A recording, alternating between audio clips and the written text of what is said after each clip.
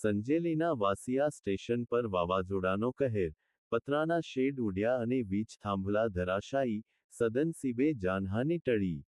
દાહોદ જિલ્લાના સંજેલી તાલુકાના વાસિયા સ્ટેશન વિસ્તારમાં આજે વહેલી સવારે વાતાવરણમાં આવેલા અચાનક પલટા અને ભારે વાવાઝોડાને કારણે વ્યાપક નુકસાન થવા પામ્યું છે.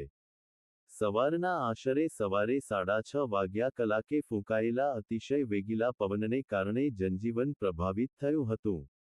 પ્રાપ્ત વિગતો અનુસાર, વાસિયા સ્ટેશન ખાતે વહેલી સવારે અચાનક શરૂ થયેલા વાવાઝોડાને કારણે એક મકાન પર લગાવવામાં આવેલો પતરાનો આખો શેડ કાગળની જેમ હવામાં ઉડી ગયો હતો. વાવાઝોડું એટલું તીવ્ર હતું કે પતરા ઉડીને દૂર ફેંકાયા હતા. વીજ પુરવઠો ખોરવાયો.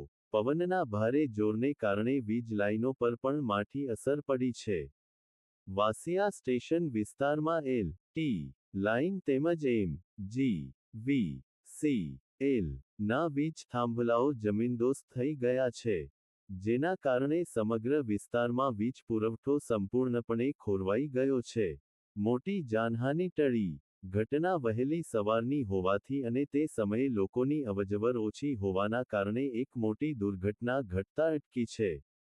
પતરાનો શેડ ઉડવા છતાં અને વીજ થાંભલા પડવા છતાં સદનસીબે કોઈ પણ પ્રકારની જાનહાનિ થઈ નથી, જે ખૂબ જ રાહતના સમાચાર છે.